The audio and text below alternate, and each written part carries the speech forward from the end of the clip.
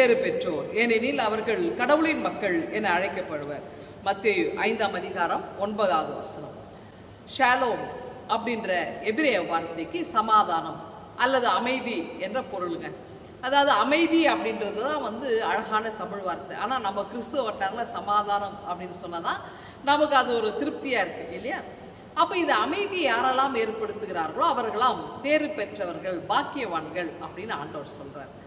இப்போது அதாவது 2 நபர் சண்டை போட்டிருக்காங்கன்னு வச்சுங்களேன், அதில் உள்ள நுழைஞ்சி நம்ம என்ன பண்ணோம்னா அந்த 2 பேருக்கும் ஒரு அமைதியின் பாலமாக நம்ம விளங்கணும்.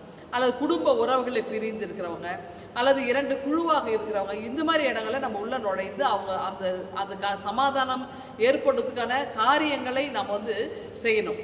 அதாவது இன்னும் நம்ம அது விரிசில உருவாக்குவது அல்ல, அவங்க 2 பேரும் இணைவதற்கு என்னெல்லாம் ஏதுகரமாக இருக்கும் அத்தனையும் நம்ம செய்வது இந்த சமாதானம், அமைதி. இது தென்னாப்பிரிக்காவில் பார்த்தீங்கன்னா அதிகமான இனவெறி இருந்துச்சுங்க. இந்த இனவெறி நேரத்தில் என்ன பண்ண நெல்சன் மண்டேலா அவர்கள் ஒரு சமாதான ஒரு காரணராக அந்த இடத்துல இருந்திருக்கிறார். அதாவது கருப்பு இனத்தவர்களும் வெள்ளை இனத்தவர்களும் ஒன்றா இருக்கணும். ஏன்னா அவங்களுடைய இது பார்த்தீங்கன்னா வெள்ளை இனத்தை சேர்ந்தவங்க ரொம்ப அதிகமாக ஆதிக்கம் செலுத்தி இருந்தாங்க.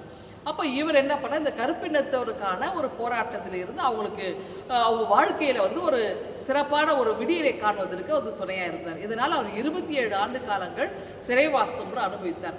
அதனால தான் மன்மோகன் சிங் ஐயா அவங்க நம்ம இந்திய நாட்டில் பிரதம மந்திரியாக இருந்த பொழுது அவருக்கு உயர்ந்த விருதான அந்த காந்தி விருது, சமாதானத்துக்கான அமைதிக்கான அந்த பரிசு அவருக்கு கொடுத்தார். அப்போது நெல்சன் மண்டேலாவை இன்றைக்கும் நம்ம நினைக்கிறோன்னா என்னென்னாக்கா இந்த அழகான இந்த 2 இனக்குழுக்களை ஒன்றாக இணைப்பதற்கு அவர் முயற்சி செய்தார். இப்போ இது வேற. ஆனால் இயேசு கிறிஸ்து உயிர்த்தெழுந்த பொழுது சீடர்கள் அவர்கள் கலங்கி கொண்டிருந்தார்கள், திகில் அடைந்திருந்தார்கள். அப்போ ஆண்டவர் அவர்கள் நடுவே நின்று உங்களுக்கு சமாதானம் அப்படின்றார், உங்களுக்கு அமைதி உண்டாகட்டோன்றார். அப்போது இந்த அமைதி ஆண்டவர் கொடுக்குறார். அவரால் மனிதர் கொடுக்குற அமைதி என்பது மாறலாம். திருப்பி என்ன பண்ணலாம், சண்டை போட்டால் திருப்பி அமைதியாக ஒன்றா சேரலாம், திருப்பி இன்னொரு நாள் அவங்க குடும்ப உறவுலையோ அல்லது தனி மனித வாழ்க்கையிலோ விரிசல் ஏற்படலாம், பிரிந்து போகலாம். ஆனால் ஆண்டவர் கலங்கி கொண்டிருக்கிற உள்ளங்களை பார்த்து தேற்றுகிறவராக, அதாவது கவலைப்படுகிறவர்களை பார்த்து என்னுடைய அமைதியை உங்களுக்கு கொடுக்கிறேன், என்னுடைய அமைதி உங்களுக்கு உரித்தாகட்டுன்றார். அப்போ அவர் கொடுக்குற அமைதியின் வாழ்வு என்பது இந்த கலக்கத்திலே இருந்த சீடர்கள், பூட்டிய அறையில் இருந்தவர்கள் வெளியில இயேசுவின் நற்செய்தியை அறிவிக்கின்ற அந்த துணிவை பெற்றார்கள். அப்படி என்றால் நாமும் அமைதி ஏற்படுத்துவர்களாக, குறிப்பாக ஆண்டவர் அருளுகிற அமைதியை நாமும் பெற்று நாம் ஆண்டவருக்கு என்னாலும் சாட்சியாக இருப்போமா?